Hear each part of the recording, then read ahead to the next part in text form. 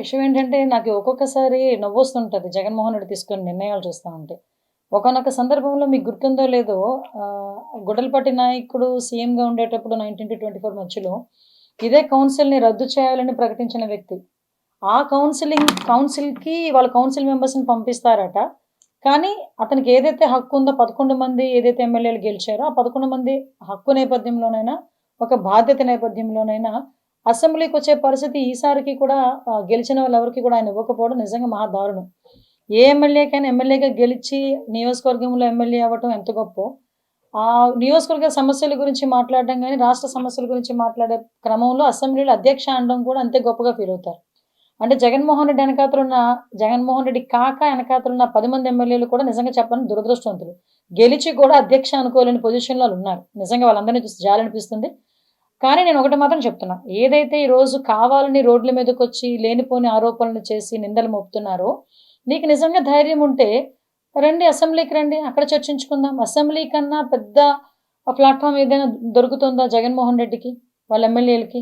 ఒకసారి ఆలోచించుకోవాలి కదా!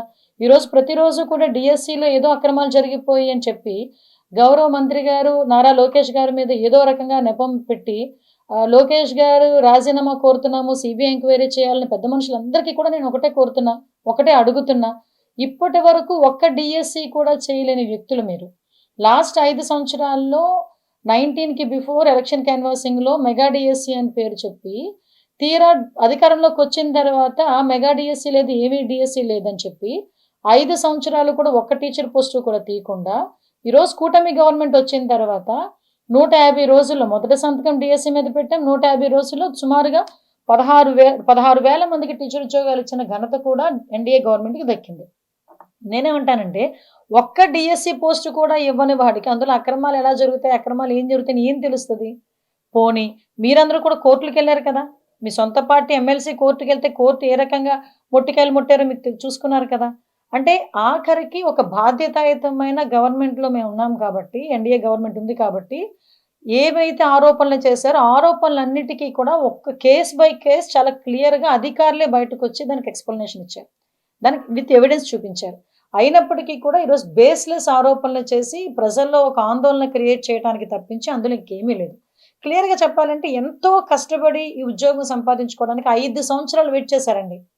5 సంవత్సరాలు వెయిట్ చేసి, కష్టపడి పిల్లల్ని వదిలి, కొంతమందైతే కుటుంబాలను వదిలి, కోచింగులు తీసుకొని, ఈరోజు సెలెక్ట్ అయ్యి, ఉద్యోగాలు చేసుకుంటున్నాం భగవంతుడా అని చెప్పి ఊపిరి పీల్చుకున్న టైంలో, ఈ ఎంటైర్ డీఎస్సీ నియామకాలే అక్రమం అని చెప్పి మాట్లాడితే మీరు ఎవరిని అవమానిస్తున్నట్టు? వాళ్ళ మనోభావాలను అవమానించినట్టు కాదా? వాళ్ళ కుటుంబాలను అవమానించినట్టు కాదా? ఒక్కసారి ఆలోచన చేసుకోవాలి. మేము ఇప్పటికి కోరుతున్నాం. ఓకే. అసెంబ్లీకి రమ్మనండి జగన్మోహన్ రెడ్డిని. అక్కడ చర్చించుకుందాం. అసెంబ్లీలో జగన్మోహన్ రెడ్డి వచ్చి ఇదే విషయాలు తన దగ్గర ఎవిడెన్స్ ఉన్నాయో చూపించమనండి. అంటే ఓవరాల్‌గా క్లియర్‌గా చెప్పాలంటే ఏదో నిందలేయాలి. ఏదో ఒక అలజడి సృష్టించాలి అన్న పరిస్థితి తప్పించి ప్రజలందరికీ కూడా అర్థమవుతుంది.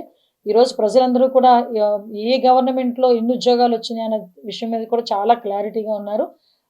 ఇప్పటికైనా మారితే మంచిది. మార్పయితే రాదన్న సంగతి మాకు కూడా తెలుసు. జగన్మోహన్ రెడ్డిలో. వాళ్ళు స్టేట్ వైడ్‌గా చేస్తున్నారు. అంటే అక్కడే అర్థమవుతుంది గదండీ! లోకేష్ గారిని చూసి ఎంత భయపడుతున్నారో వీళ్ళు.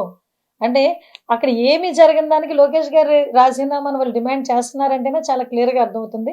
సమ్‌హౌ ఏదో రకంగా బదనాం చేయాలి అని అనుకుంటున్నారు గానీ, రోజు రోజుకి లోకేష్ గారి నాయకత్వాన్ని వాళ్ళే పెంచుతున్నారు. ఎందుకంటే లోకేష్ గారు ఏ పని చేసినా చాలా పారదర్శకంగా ఉంటది. లోకేష్ గారి విషయంలో ఎక్కడ కూడా అవినీతి జరగదు అన్న సంగతి చాలా క్లియర్‌గా ఉంటది.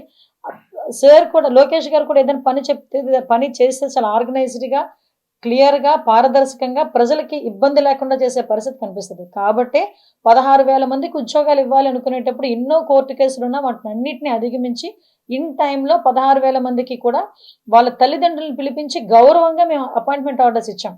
ప్రతి నియోజకవర్గాల్లోని కూడా డీఎస్సీకి సెలెక్ట్ అయిన అభ్యర్థులందరితోని కూడా టీచర్స్ అందరితోని కూడా మేము కూడా మీటింగ్‌లు ఏర్పాటు చేసుకొని వాళ్ళందరినీ కూడా కంగ్రాచ్యులేట్ చేసి మేము వాళ్ళ ఉద్యోగాలకు పంపించుకున్నాం.